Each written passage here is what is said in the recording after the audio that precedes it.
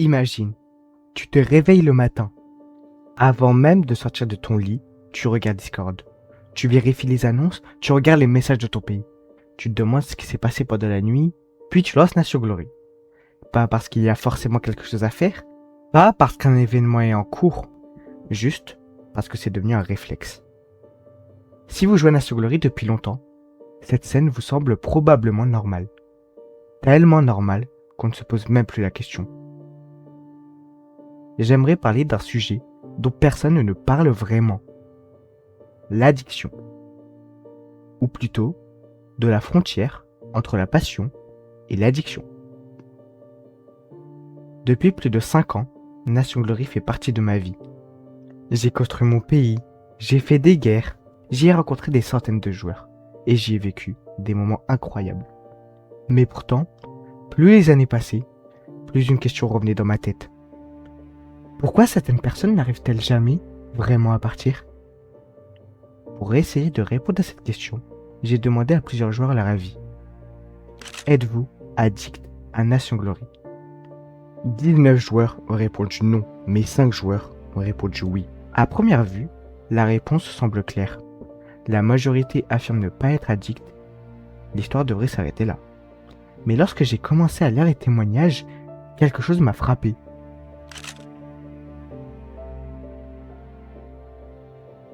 Juste par habitude. Cette phrase paraît anodine. Mais réfléchissez-y pendant quelques secondes. Se connecter par habitude. Pas parce qu'on a envie. Pas parce qu'on a un objectif. Pas parce qu'un ami nous attend. Simplement parce que c'est devenu automatique. Et ce n'était pas le seul témoignage.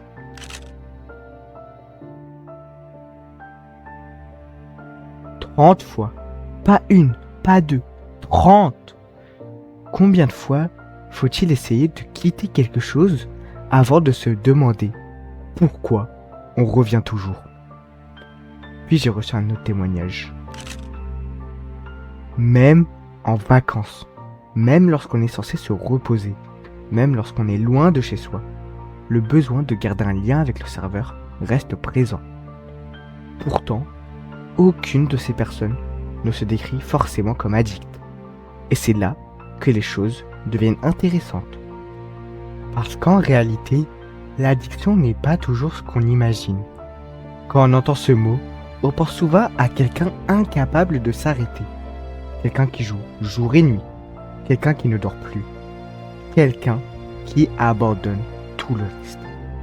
Mais les choses sont souvent beaucoup plus subtiles. La plupart des addictions ne commencent pas par une obsession. Elles commencent par une habitude. Et cette habitude est renforcée encore et encore par notre cerveau. Depuis des décennies, les psychologues étudient ce qu'on appelle les systèmes de récompense. À chaque fois que nous atteignons un objectif, notre cerveau nous récompense. C'est un mécanisme naturel. Il existe pour nous encourager à répéter certains comportements. Et les jeux vidéo sont extrêmement efficaces pour utiliser ce mécanisme. Sur Nation Glory, les récompenses sont partout. On gagne de l'argent, on développe notre pays, on termine un projet, on remporte une guerre. Et au final, on atteint un nouvel objectif. Puis immédiatement, un autre objectif apparaît. Et c'est là que Nation Glory devient particulièrement intéressant. Contrairement à beaucoup de jeux, Nation Glory ne se termine jamais. Il y a toujours un nouveau build à construire, une nouvelle alliance, un nouveau conflit ou une nouvelle chose à améliorer. Le serveur ne demande jamais de tourner la page. Au contraire, il donne constamment une raison de revenir demain. Mais selon moi, le plus grand piège de Nation Glory n'est ni son économie, ni ses alliances et ni ses guerres.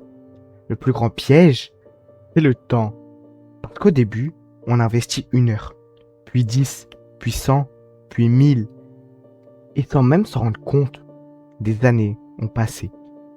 Alors la question n'est plus « Est-ce que j'aime ce jeu ?» La vraie question devient « Pourquoi est-ce que j'ai autant de mal à le quitter ?» Et c'est exactement ce que nous allons essayer de comprendre. Au cours de mes recherches, je me suis rendu compte d'une chose. La plupart des joueurs ne restent pas uniquement pour le gameplay. Ils restent pour tout ce qu'ils ont construit autour. Parce qu'après plusieurs années sur un serveur, on ne possède plus seulement du stuff, on possède des souvenirs. Derrière chaque pays, il y a des centaines d'heures. Derrière chaque pays, des dizaines de discussions. Derrière chaque guerre, des soirées entières passées avec d'autres joueurs. Et c'est précisément ce qui rend le départ si difficile. Les psychologues connaissent un phénomène intéressant. Plus nous investissons du temps, de l'énergie ou des efforts dans quelque chose, plus il devient difficile d'abandonner cette chose, même lorsqu'elle nous apporte plus autant qu'avant. Imagine construire un pays pendant plusieurs années. Imagine y consacrer des centaines d'heures. Imagine voir ce pays grandir. Puis, imagine qu'on te demande de partir, définitivement, sans jamais revenir. Ce n'est plus un simple jeu que tu quittes, c'est une partie de ton histoire. C'est peut-être aussi pour cette raison que ce bannissement provoque des réactions si fortes.